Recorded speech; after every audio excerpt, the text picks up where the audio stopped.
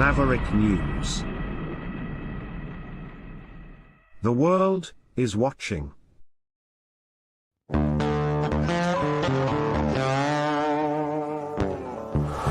In a universe full of ideas, we draw lightness from the dark to a place where opposites attract. Right meets left, positive touches negative, sparking an explosion of truth. Because politics makes strange bedfellows.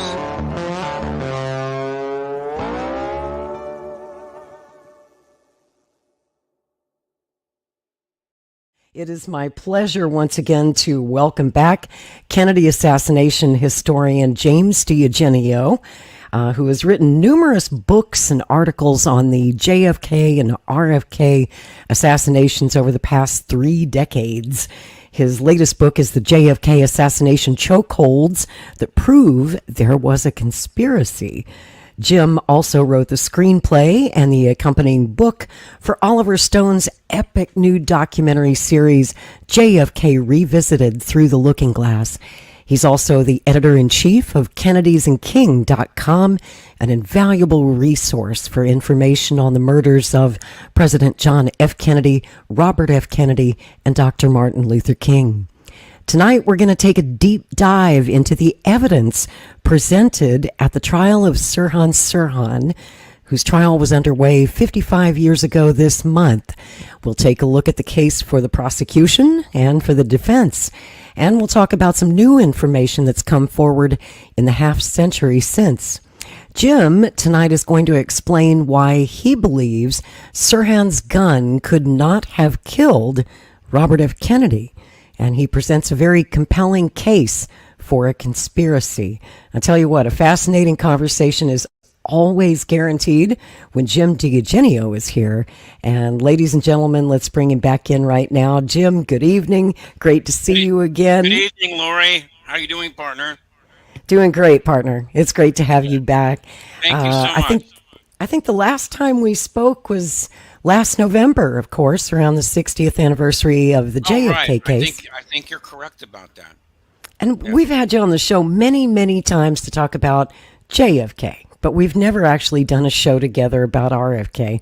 And I know that you are expert level on that. Well, wait, hold it. I wouldn't quite say. I'm not in the Well, you wrote a book about it. No, actually, what I did there is I edited a book that included the RFK case. The assassinations, right? What? It was called The Assassinations, right? Right, and that's the only book I believe out there that's about all 4 cases, including Malcolm X. Although there's a film out now, I don't know if you're aware of this, by Libby Handros called Four Who Tried. Four Who Tried. Right, and that's and if you haven't had her on, you probably should have her on. Okay? I would love to. Yeah, and she has actually gone ahead and put a film together about all 4 assassinations of the 60s. But I think The Assassinations is still the only book about all 4 of them. Yeah, now, I believe that's right. You mentioned the trial of Sirhan and the evidence. Yeah. I think a better subject would be the evidence that was not presented. That was not presented. At the trial of Sirhan. Because I'm pretty sure anybody who examines the record of that trial would come to the conclusion that Sirhan really didn't have a defense, okay? And that the prosecution was essentially able to run wild, okay, over the defendant, all right? Now, let me explain a little bit about why I believe that is the case. Please. I don't know if you ever heard of a guy named Bill Harper. Mm-hmm. You have? Mm-hmm. Okay, good. Okay. Bill Harper was a very illustrious criminalist. Okay. Now, let me explain. What a criminalist does is that he is supposed to examine the crime scene, examine the evidence at the crime scene, and go ahead and reconstruct what he believes happened based upon that evidence, okay? And Bill Harper was very good at this. I think he was working for the Pasadena Police Department or the DA's office at the time. and he took a very strong interest in what had happened at the Ambassador Hotel the night Bobby Kennedy was killed. And he was allowed to go in and examine the evidence that the LAPD had. All right. And he came to the conclusion that there were two assailants firing that night, okay, at the pantry, in the pantry of the Ambassador Hotel. And he even wrote this up. And he went ahead and he called Grant Cooper. Grant Cooper was the lead attorney for uh, for Sirhan, and he left a message for him. And he always insisted that Cooper never called him. Okay, Hmm. which is really, really kind of weird. When you think about it, we'll get to why I don't think Cooper was interested in this a little bit later. It has to deal with a very interesting incident involving Johnny Rosselli. All right, which Hmm. I'm sure you're aware of. All Hmm. right. Hmm. I Okay. think I know where you're going with this. Yeah. Okay. All right. All right. So if you don't have a criminalist to argue the evidence in this Robert Kennedy case, then the prosecution, their case looks pretty strong. Okay. For the obvious reasons that there were all these witnesses there and they saw Sirhan jump out. I think he uttered an expletive against Bobby Kennedy He and he said, started Kennedy, you son of a bitch. something like that. Right. And so, Right. and he starts shooting. Hmm. Okay. So obviously everybody's attention is going to be drawn to the front of Bobby Kennedy where Sirhan is, right? Hmm. So everybody's going to be looking there. Okay, very, very, very, very few people are going to be looking on the other end. Okay, all right. So as they say in DA's office, this is an open and shut case. Okay, because you have all these Certainly looks eyewitnesses. that way when you've got Right. Yeah. 77 witnesses. I mean, that's what makes Yeah. this case distinct from the MLK and the JFK assassinations, Right. because we could never, ever, put a witness who could say, I saw Oswald in the window with the gun, or I saw Right. Well, here James Earl Ray with a gun. everybody. You know. Here, everybody saw the guy with a gun, and he's Right. screaming Yeah. and he's firing his pistol. And Right. yeah, it seemed like a So pretty open and shut case. now, what's really interesting about this, about what you just said, is that Lisa Pease, who wrote a very good book about this, A Lie Too Big to Lie Fail. too big to fail. Okay. Yeah. Yeah. She's been a guest on this program several times with She, you, actually. yeah, right. She came to the conclusion that's why it was designed this way. Okay. Because in this time, unlike with the King case and unlike with the JFK case, now you had the assailant right out in front. So there couldn't be any question, okay, about what in the eyewitness, part of the case. All right. Well, Hmm.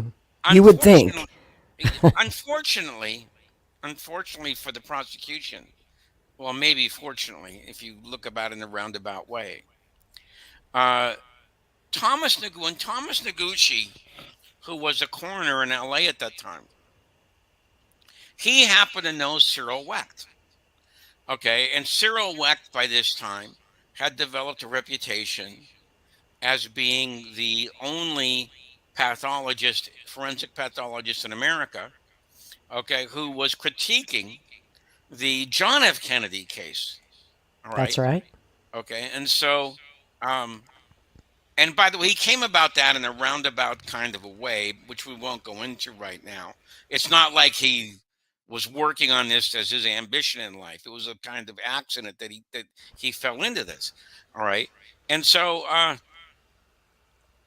Noguchi calls up Wecht and he goes, they're going to bring Bobby Kennedy's body, okay, to my office. And he goes, what am I going to do here?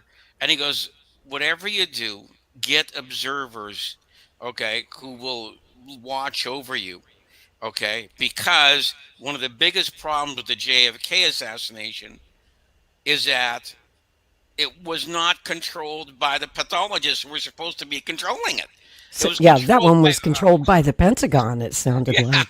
right. It was controlled by they let all these military guys in and they obstructed the autopsy. So whatever you do, make sure you get professional guys in there who will be sure that you're able to proceed the way you want to proceed.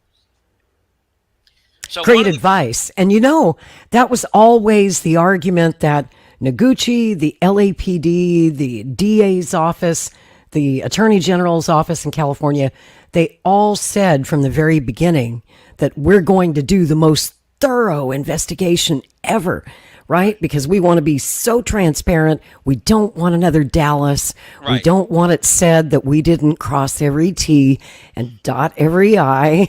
right, And and they did at least give the appearance of a public, fair trial for Sirhan. It lasted for 4 months. The trial opened in January of 69 and ended in mid-April. You know what's kind of interesting, just as a side note, Jim, that trial of Sirhan coincided exactly with the trial in New Orleans of Clay Shaw of the Clay that Shaw Jim trial. Garrison was doing. Right, Yeah. right. So and one of the people that Noguchi got there that night was Pierre Fink, okay, who was one of the three pathologists on the JFK case. So this is really good protection, okay, for what he was doing. And so when Wecht read the autopsy, now let me give you one point of comparison. The autopsy report on the JFK case is 7 pages long. All right. Noguchi's autopsy is 60 pages long. Mm-hmm. Okay. And when Wecht read it, he said words to the effect that it was the finest medical legal report on an autopsy that he'd ever seen. Okay. It was that thorough. All right. That's high praise coming from Dr. Yes. Wecht, Right. you know? Right. Because And photographs on top of all those pages. There were right. many, many photographs that, of course, have never been seen by the public because everyone, even the conspiracy researchers, seem to agree that we don't really want to see them and we don't want them out in the public. Like the JFK autopsy photographs are just so ghoulish and horrible. It seems like because Noguchi's written report is so thorough, everyone, I think, seems to agree that the photographs wouldn't add anything because the written report tells you all that you need to know, correct? Right. Yeah. Yeah, it does. Over 60 pages, I think you can say a lot. That should cover everything. Right. Now, one of the things that Noguchi was really puzzled by was the fact that in the fatal wound to Kennedy's head, it came in from behind. Okay. But what puzzled him even more was it was tattooed. Okay. What that means is that when you fire a weapon, whether it be a rifle or a handgun, okay, there is inevitably particles that come out of the barrel of the gun. And if the target is like 50 feet away, the particles will dissipate into the air. But if the target is very close to the barrel of the gun, the particles have nowhere to go. And so they implant themselves on the body of the victim. And that is what happened in the the RFK case. So Noguchi was very puzzled by this. All right. And so this is what he did. He brought in skins from some pigs or something. Pigs, I think, yeah. Yeah. And he put them up. Pig's ears. Right. And he put them up against the wall. And then he lined himself up in the back of the room and started firing a very similar weapon at the target. And he, after getting closer and closer and closer, he said the only way he could get that tattooing effect is when the gun was like 3 inches or 4 inches away from Bobby Kennedy's head. Okay, Hmm. that's the only way you could get that tattooing effect, because the tattooing effect was very pronounced. It was Yeah. like a black rim. Black. Okay, yeah, Hmm. okay, all right. Now, why is this so important? Well, it's very, very important. Okay, because A, nobody saw Sirhan anywhere except from the front of Kennedy. Okay, Correct. and B, no one ever said that he was that close to Bobby Kennedy. Okay, no one ever said that. Witness reports vary, but it seems like they put Sirhan at a distance between 2 and 4 feet in front Right, of in, Kennedy. in, in Right? front of Kennedy. Yeah, Okay, all right, and but the point is, nobody ever put him behind Bobby Kennedy. that's right. Okay, so And later we'll talk about who was standing behind Bobby yeah, well, Kennedy, but we'll save that part for later. yeah, we have to build the suspense here. Yeah, Okay, it's killing me. all right, and so this report, and by the way, he came to the conclusion that all of the bullets that hit Bobby came from behind at upward angles. Okay. All right. And so this report and him as a witness was very powerful evidence that Sirhan was not the gunman who actually killed Kennedy. I mean, Sirhan might have fired some of the bullets that hit other people.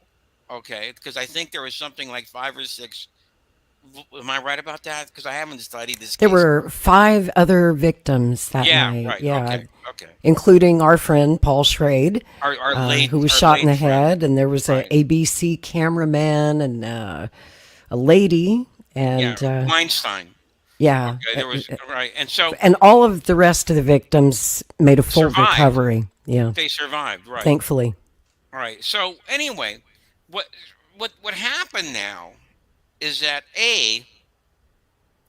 when Noguchi took the stand, the prosecutors danced around his autopsy report. Okay. They never asked him these very potent questions. Okay.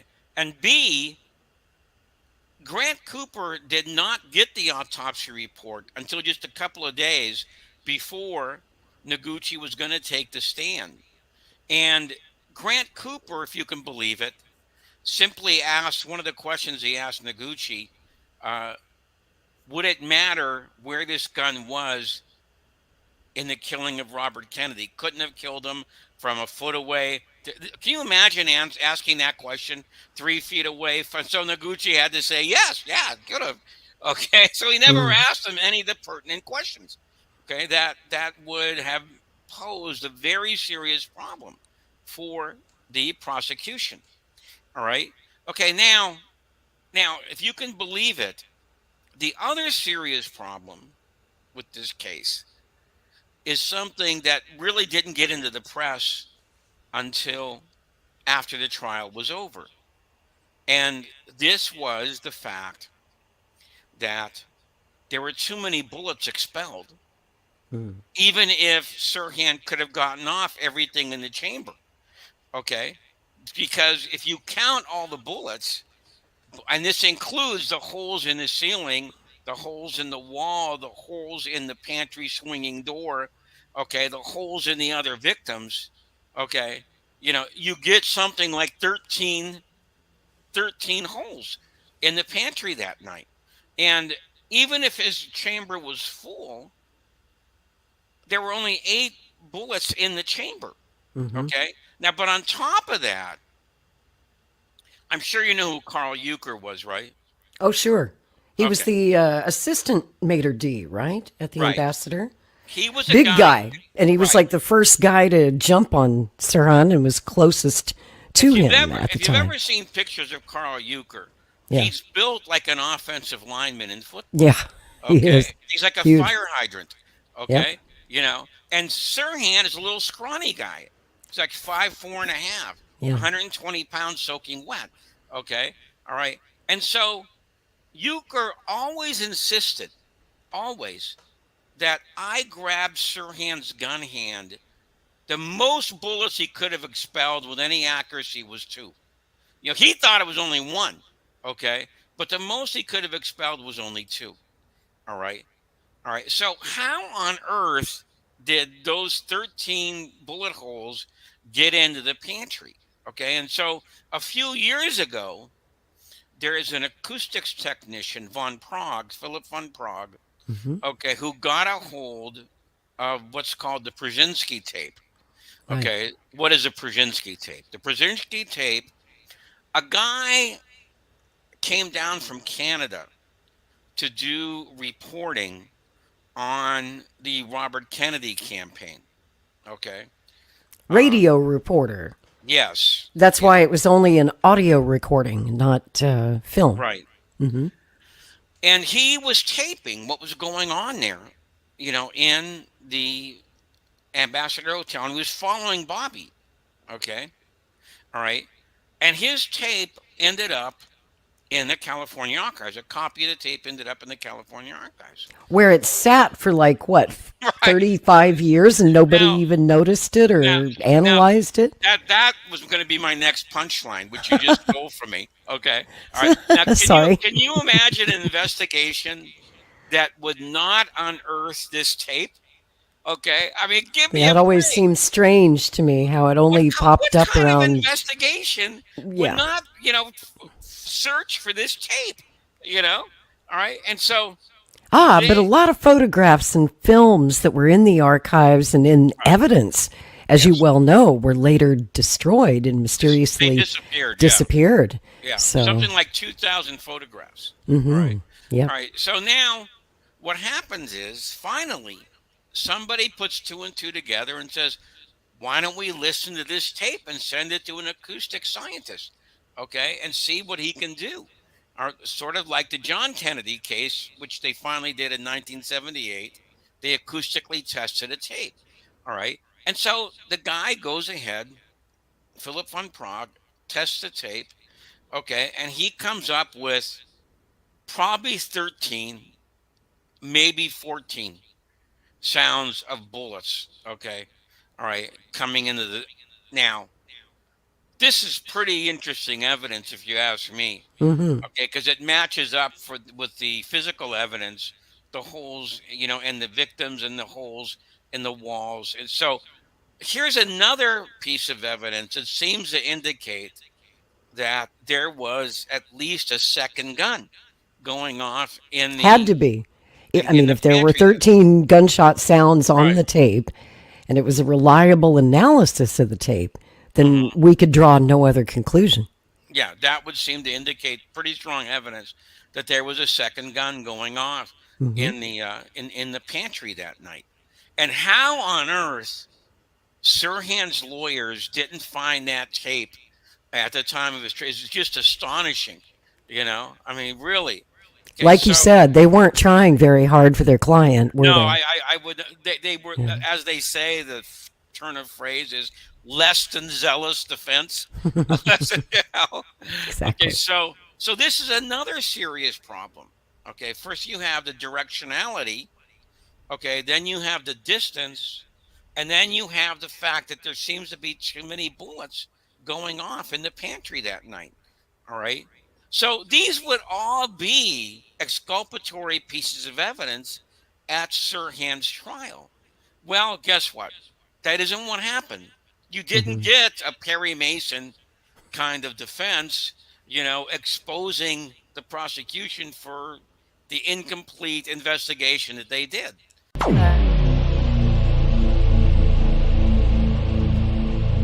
This has been a Maverick Multimedia production.